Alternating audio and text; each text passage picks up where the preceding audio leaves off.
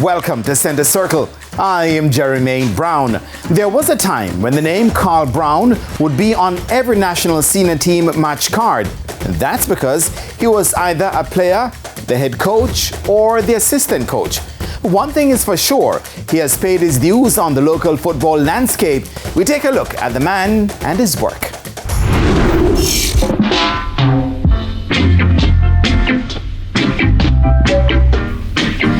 If there is anyone who has put their heart into Jamaica's football, Carl Brown is one such person. The former national player and national coach was always there to do whatever it took to drive Jamaica's football forward. You could say he's one of Jamaica's football legends, and not even he would disagree. I don't believe you are wrong. You know, I've been there, I've been through the entire ambit of it. I've seen all the changes, and sadly that we still see some of the problems still exist today, 50 years later. I said I am a legend. But even though Brown is a legend in Jamaica's football, he would be lost on many Jamaicans who started following the sport locally after 1998. That is so true, you know, and it's one of the things too that respective represented president, the respective Jamaica Football Federation. I've not done anything to get our history documented, and you're right, you know, most of the history has been word of mouth, people just passing it on, and therefore we have a lot of people who have just passed on with the history. Very little is known, and if you look at the youngsters today, they would know very little about the players who really started this game, who kept it going when everything was tough. You know, so I'm hoping that one day that somebody will see it upon themselves to document the history of our football, so that future generation will be able to read it.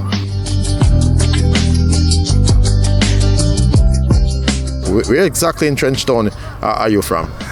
I tell you, you know, we talk about Trenchtown, and I keep telling people that it's a stigma that was attached to Trenchtown that shaped me into the person that I became. Because, you know, you grew up hearing that is only bad came from Trenchtown, and we hear Bob Marley talk about it. Can anything good come out of Trenchtown? And I remember working at the Ministry of Education in 1972. And Laxi Comrade won the presidency of the Jamaica Football Federation. He was on the back of the Daily News at the time, and I was reading it at lunchtime, and one of my co-workers came up and said, "You know him?" I said, "Yes." She said, "Where you know him from?" I said, we grew up together in Trenchtown, you know. And she just stepped off and she just said to me, "Brian, nobody like you live in Trenchtown." And Brian, that is one of the things that I grew up wanting to change. I want for people to understand that so many of us are from Trenchtown.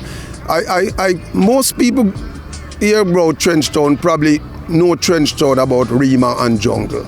I grew up in Trenchtown. There was Bob Marley and Alton Ellis and Delroy Wilson and Cynthia Slash. These are people in a little 3-mile radius that the pioneers of our music came from that. Some outstanding individual came from that area. And I tell people all the time, I'm not afraid to tell anyone where I came from. I'm a Trenchtown man. I'm born and bred Trenchtown. Trenchtown rock, don't burn your back. Trenchtown rock, it's Kingston 12. It's Kingston 12.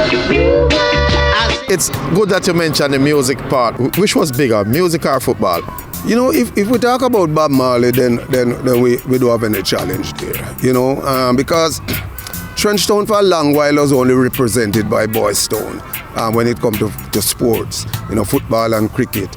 And I tell you something, people might not know that our first senior cup cricket team, that one senior cup Boys Town team, was actually captained by Frank Worrell, you know, the former West Indian captain. He captained Boys Town team when we won the first senior cup. And he came because of his association with Collie Smith, one of the greatest cricketers the country has produced, again from Boys Town. You know, so, but you know, you talk about the music, and we talk about people like Bob Marley, who is known around the world, who probably promoted Trenchtown and his music more than any of us, really. You know, so it's always that story comes up, which was more the sportsmen who participated from Trenchtown or the musician. I mean, we played our own role. You know, we in our own way we promoted and did our little bit along the way. But I mean, we'll have to, when we look at the music world, that we'll probably have to give the musicians the edge when it comes to music and sports out of Trenchtown. But despite the era with Wilton Gardens, or Rima if you please, having more resources, they are treated like a poor cousin to the upper part of Trenchtown, which is Arnett Gardens. We have always been poor cousin. We have always been the poor cousin. And Boystown, when it was created in 1940 by the Reverend Father Hugh Sherlock,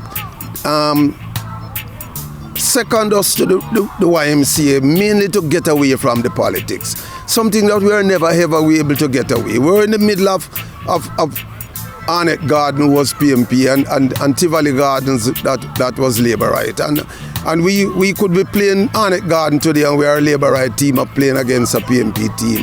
And with the following Sunday we play Tivoli Garden and we were now a PMP team playing against it. So we grew up with that thing. We grew up with that stigma attached to us.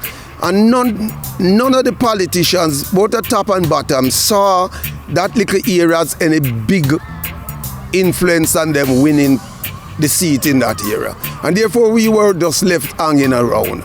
I must use the opportunity to commend people like Omar Davis when he in power. Probably the only politician who really stepped up and helped Boystown financially and got a structure in place in our playing field. No other politicians before had ever played that sort of role. You know, so Omar is probably the only one who ever stepped up and became a part of us and help us. But we have grown to be that. You know, we learned to ignore the politics around and we were never ever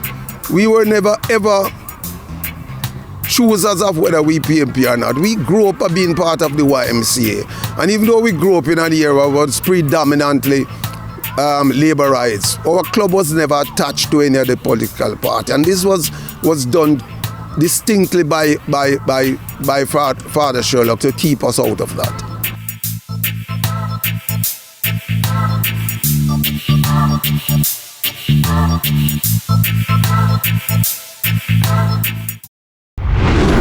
When we return, Carl Brown speaks about the disparity between Upper and Lower Trenchtown.